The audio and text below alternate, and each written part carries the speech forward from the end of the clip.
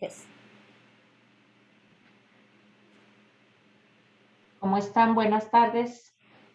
Soy la doctora Susana Navarrete, soy la secretaria del Comité Nacional de Investigación del IMSS y voy a presentarles en esta ponencia de forma muy general cuál es la evaluación de los protocolos de investigación que realizamos de manera muy específica en el Comité Nacional de Investigación. Vamos a ver inicialmente cuáles son los principios científicos y éticos de la investigación. En este cuadro, en el extremo superior izquierdo, van a poder ver cuáles son los principios internacionales que guían la investigación a nivel mundial. Tenemos, por ejemplo, el Código de Nuremberg, la Declaración de Helsinki, las pautas éticas internacionales para la investigación en seres humanos de la SIOM y también las guías de buenas prácticas clínicas que surgen de la Conferencia Internacional de Armonización en el 2000. Esas son algunas.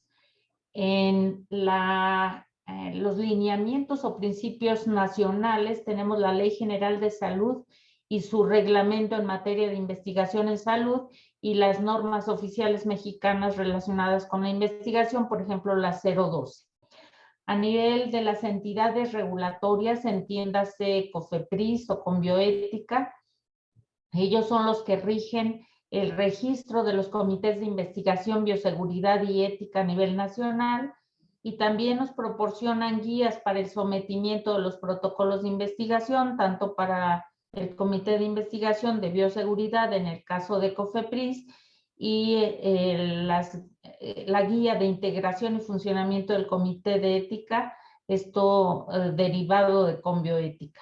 También tenemos principios o lineamientos institucionales como normatividad, manuales de integración y funcionamiento de los comités y procedimientos. Esto se puede ubicar en instituciones como el IMSS, el ISSSTE, la Secretaría de Salud, etcétera. Por otro lado, vamos a ver cuáles son o quiénes son los participantes en la evaluación de un protocolo de investigación. En primer lugar, tenemos al investigador principal o responsable, que es el que se encarga de coordinar y vigilar la ejecución del proyecto, o sea, es el líder, además de aplicar la normatividad en investigación durante el desarrollo del proyecto, presentar la documentación que se requiere ante los comités, lo cual incluye el sometimiento, los informes, la reaprobación anual, la solicitud de enmiendas, los cierres o cancelaciones de protocolos. Él debe ser quien conserve los registros relacionados con el proyecto de investigación, debe velar por la vida, la integridad, derechos y privacidad de la información de los sujetos que participen en el proyecto y reportar eventos o incidentes adversos que se relacionen con el protocolo o proyecto de investigación.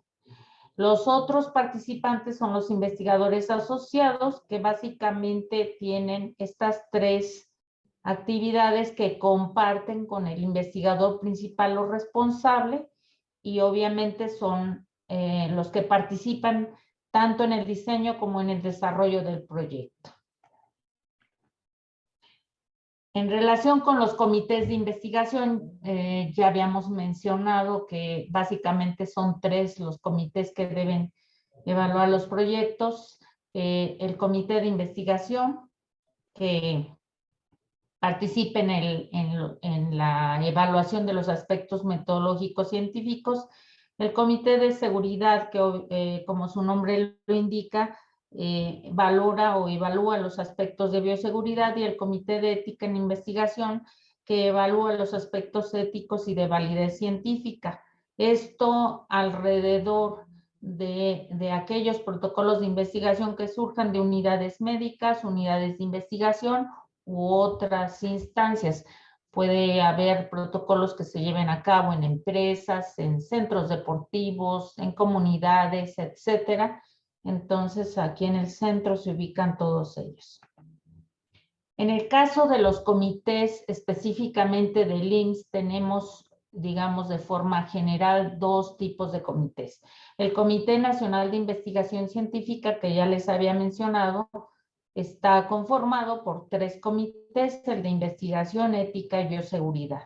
Y además tenemos los comités locales, que son de 2 tipos, los comités locales de investigación y los comités de ética. Y vamos en adelante en la presentación a enfocarnos en el Comité Nacional de Investigación. Existen ciertos criterios que deben de tener los protocolos que son evaluados dentro de nuestro comité, y son básicamente 11, aquí están los primeros 5.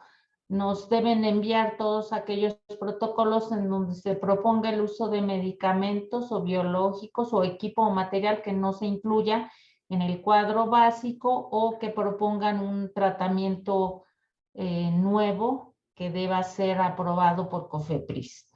Protocolos en donde exista colaboración extrainstitucional, ya sea nacional o extranjera, o aquellos otros en donde se reciba apoyo económico o material de alguna empresa, o protocolos multicéntricos, pero que incluyan un diseño prospectivo, ambispectivo o longitudinal. También protocolos que se realicen en escuelas, comunidades o empresas con población no derechohabiente, fábricas, por ejemplo. Protocolos en donde se incluya material biológico que deba importarse o exportarse de México.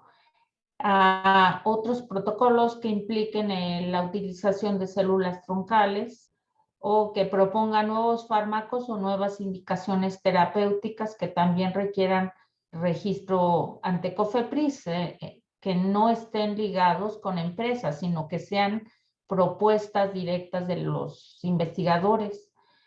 Protocolos que propongan la manipulación de agentes patógenos para los cuales no exista tratamiento, o aquellos otros protocolos en donde se proponga una innovación tecnológica o un dispositivo médico, o también protocolos en donde exista alguna inconformidad por parte de los investigadores en relación con el dictamen emitido por alguno de los comités locales.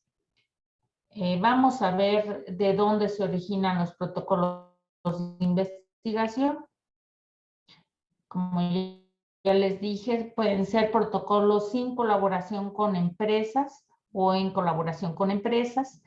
Los que no tienen colaboración con empresas pueden ser protocolos clínicos básicos, epidemiológicos, que propongan investigación en servicios de salud, educación o economía. Y los que sí tienen colaboración con empresas, ya sea industria farmacéutica o empresas de innovación tecnológica, pueden ser, en el caso de la industria farmacéutica, protocolos ya sea básicos o clínicos. En el caso de los clínicos, bueno, y básicos también, que se encuentren en fase 1, 2, 3 o 4, en donde se propongan fármacos o biológicos como las vacunas. Y en el caso de protocolos en colaboración con empresas de innovación tecnológica, generalmente son protocolos que involucran dispositivos médicos, y todos estos pues tienen que llevar una propuesta y una evaluación y registro ante COFEPRIS. ¿Qué documentación requerimos para evaluar un protocolo en el IMSS? Bueno, en primer lugar, dentro del sistema de registro electrónico de la Coordinación de Investigación en Salud, el CIRELSIS, deben llenar la cédula de registro del protocolo, llenar los resúmenes curriculares de los investigadores participantes, y también incluir el resumen del protocolo, esto escrito dentro de la plataforma. Y como documentos que deben anexar, si es un protocolo en donde existe colaboración con una empresa, van a incluir 11 documentos, además de lo que ya mencioné, que serían el protocolo, el cronograma, la carta para el Comité de Bioseguridad, la carta de consentimiento informado, la carta de no inconveniente del director de la unidad o unidades donde se vaya a realizar el protocolo, el manual de operación, desglose presupuestal, póliza de seguro, la carta con datos de la empresa que participa, la carta del representante legal de la empresa y la carta compromiso para el reporte de eventos adversos por parte de los investigadores. Si son protocolos que no tienen colaboración con empresas, entonces son solo 5 documentos. El protocolo, cronograma, carta del Comité de Bioseguridad, la carta de consentimiento informado y la carta de no inconveniente del director de la unidad. Son todos estos documentos los que intervienen en este tipo de protocolos porque así nos lo pide la entidad regulatoria. Por eso se solicita un mayor número de documentos. En el caso del protocolo debe llevar una estructura y aquí mencionamos todos los apartados que debe tener el protocolo. Una carátula en donde se mencionen los nombres del investigador principal y los investigadores asociados, el marco teórico.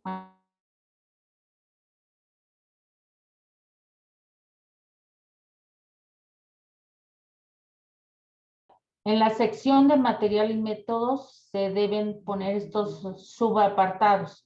El nombre del diseño del estudio, el lugar en donde se realizará, la duración del mismo, el tamaño de muestra, los criterios de selección, las variables, procedimientos y las encuestas o instrumentos a utilizar. Después se deben mencionar los aspectos éticos y de bioseguridad, los recursos que van a utilizar en el desarrollo del protocolo, la bibliografía y anexos si son necesarios.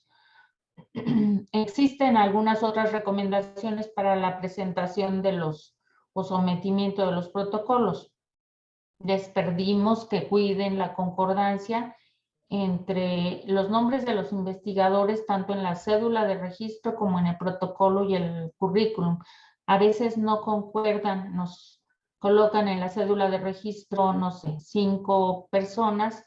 En el protocolo se menciona 11 investigadores y currículum agregan un currículum. Entonces, cuidar este aspecto. Que exista también coincidencia entre el nombre, o sea, la etiqueta de los archivos y su contenido, y les sugerimos que incluyan a pie de página en cada documento el nombre del mismo documento, el número de la versión y la fecha. Solo recibimos documentos en español que cubran la normatividad del instituto. Cuidar que no estén duplicados o repetidos o triplicados y que los archivos no tengan más de 3 megas de tamaño porque es difícil para la plataforma el manejar archivos muy grandes. Vamos a pasar directamente a la evaluación del protocolo en los comités. En primer lugar, el comité de investigación es quien evalúa la calidad técnica de la investigación y las condiciones en los protocolos de investigación en colaboración, en este caso, con empresas, para que no se afecte la seguridad de los pacientes. Los documentos que se revisan o en los que se centra el comité de investigación son básicamente el protocolo, la carta de consentimiento, el currículum y el cronograma. Dentro del protocolo revisamos si el título se ajusta a las características del trabajo que se propone, si los antecedentes están relacionados con el problema del estudio, los objetivos, los métodos, si la bibliografía está bien señalada. En el planteamiento del problema, si se identifica el problema y lo aísla de otros similares, y si está presente la identificación de las variables de estudio y la relación entre ellas, si cuenta con objetivos generales y específicos y estos a su vez se relacionan con el diseño del estudio y si está operacionalizado cada objetivo. En las hipótesis si hay un objetivo por cada hipótesis de trabajo, si esa hipótesis predice la respuesta probable a la pregunta que se formuló, si se identifica la dirección y el compromiso de dicha hipótesis. En el programa de trabajo, si está bien caracterizado el universo y tamaño de muestra, si se describen criterios de selección, variables, instrumentos, si la descripción del estudio es clara y está detallada de forma suficiente, la recolección de los datos, si es adecuada o no, si el método para procesar los datos se menciona, la congruencia, si hay congruencia entre la pregunta, el diseño del estudio y la descripción del mismo, si los objetivos y la metodología van a permitir contestar la pregunta de investigación, si se aporta algo nuevo o no a nivel internacional o nacional, y si el trabajo es importante en su campo de especialidad, si aporta al avance del conocimiento, al impacto potencial o las consecuencias. En los aspectos éticos, de forma muy general, el comité de investigación revisa si se requiere o no la carta de consentimiento informado y se presenta si se describen riesgos y beneficios para los participantes, si el lenguaje que se utiliza en la carta de consentimiento es accesible para el paciente o el sujeto de investigación. Se tiene que describir el tipo de investigación que se propone, que puede ser cualquiera de las que están mencionadas aquí, y otros aspectos en los que se fija el comité es la sintaxis, ortografía y los créditos de autoría. Vamos a pasar al comité de investigación, de ética en investigación. Evalúa el cumplimiento de las disposiciones éticas para la investigación, tanto en seres humanos como en animales, con el objeto de salvaguardar la dignidad, los derechos y la seguridad de esos sujetos de investigación, ya sea en el momento actual del protocolo o si se plantea investigaciones a futuro potenciales, en el caso de que se guarden muestras. Y aquí vemos los diferentes tipos de sujetos de investigación: seres humanos, animales en experimentación, muestras, fitofármacos, bases de datos. En el caso de las personas, de los seres humanos, existe un grupo llamado poblaciones vulnerables. ¿Quiénes son las poblaciones vulnerables? Pueden ser personas con alguna discapacidad, personas en situación de calle, niños en guarderías, en orfelinatos, la población pediátrica en general, pacientes, por ejemplo, con cáncer, con SIDA, con VIH, militares, población migrante, población indígena, personas que se encuentran en reclusorios, todos ellos y otros más son considerados poblaciones o grupos vulnerables. ¿En qué documentos basa su evaluación el comité de ética? Básicamente en el protocolo de investigación y las cartas de consentimiento. Otro documento que revisa es la carta de no inconveniente del director. En el caso de que los sujetos de investigación sean plantas, fitofármacos, bases de datos, biobancos, animales de experimentación, la revisión se basa en la sección de aspectos éticos contenida en el protocolo. Si son personas en general o población vulnerable, aparte de los aspectos éticos que contiene el protocolo, pues se debe evaluar la carta de consentimiento informado, que básicamente las cartas de consentimiento son de dos tipos: las que están dirigidas a adultos en general, o en el caso de protocolos para población pediátrica, pues la carta del adulto tiene que ser la carta de los padres o tutores de los niños. También puede haber cartas de consentimiento informado para embarazadas, para la pareja de la embarazada y las poblaciones vulnerables. Y para los niños, en el caso de protocolos que incluyan población pediátrica, Además de la carta del adulto, se le pide la carta de asentimiento, sobre todo cuando la población se encuentra entre 8 y 17 años de edad o son personas con discapacidad. Dentro de la carta de consentimiento informado, ¿qué es los aspectos en los cuales se enfoca la evaluación? Se revisa qué es lo que se le pide al sujeto de investigación, quién de los investigadores va a proteger sus intereses, cómo se llevará a cabo la investigación, en qué condición se conservarán las muestras o los datos, cuáles son los posibles inconvenientes para el sujeto de investigación.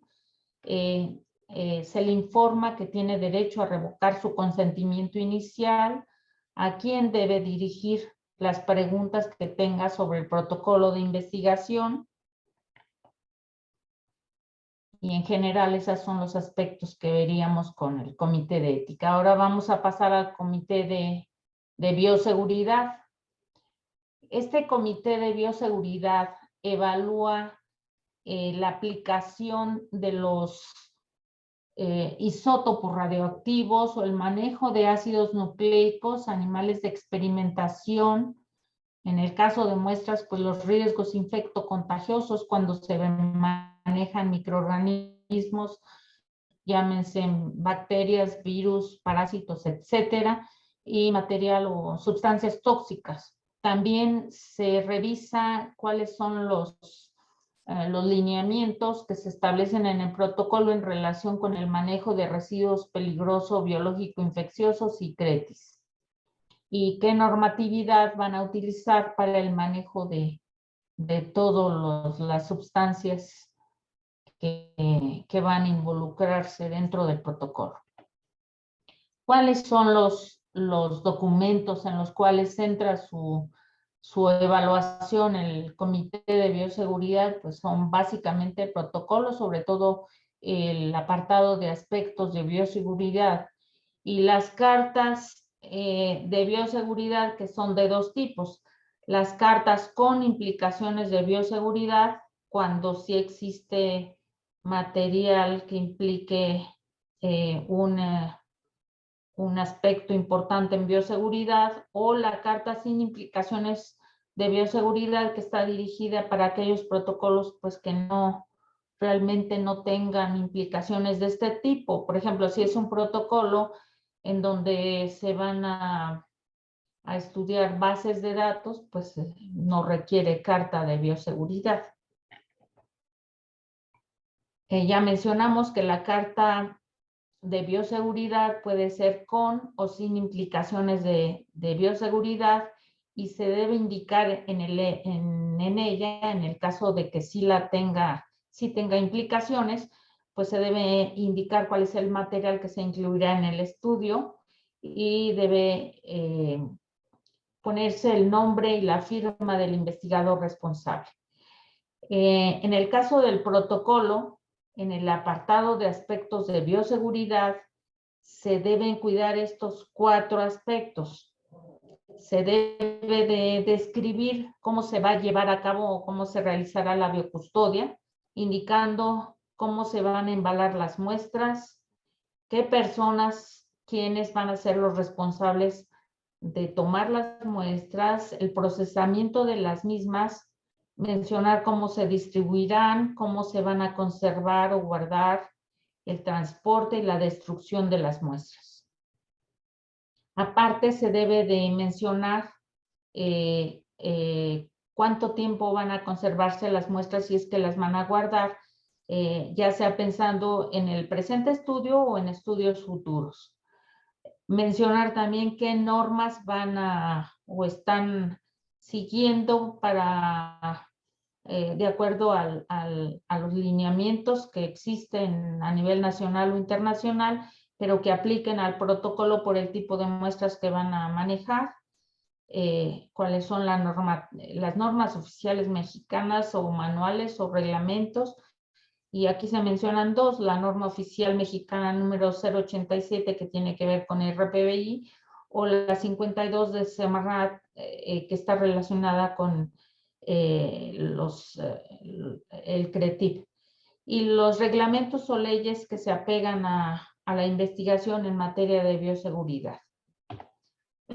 Finalmente, cuando son protocolos en colaboración con empresas, sobre todo industria farmacéutica, yo les mencioné al inicio que existen, aparte de estos 5 documentos, que es el protocolo, el cronograma, la carta de consentimiento, la carta del director de la unidad y la carta de bioseguridad, se tiene que incluir el manual de operación, el desglose presupuestal, la póliza de seguro, la carta con los datos de la empresa y del representante legal de la misma, y la carta compromiso para el reporte de eventos adversos. Todas estas, se revisan antes que el comité de investigación las revisa. En el caso del Comité Nacional de Investigación, primero pasan a la unidad habilitada de apoyo al predictamen del mismo instituto, quienes verifican que todos estos documentos estén presentes en el CIRELSIS. Si están completos y correctos, entonces ya los derivan al Comité Nacional de Investigación, si no, se devuelven al investigador para que complete la información o corrija lo que está incorrecto, y ya después se pasan al comité. Bueno, pues es todo lo que tengo que comentarles. Si tuvieran alguna duda, sugerencia o comentarios, pues con gusto los recibiremos en el Comité Nacional de Investigación. Aquí dejamos mi correo es susana.navarrete@ims.gov.mx y la extensión telefónica del comité es la 21216. Les agradezco su atención.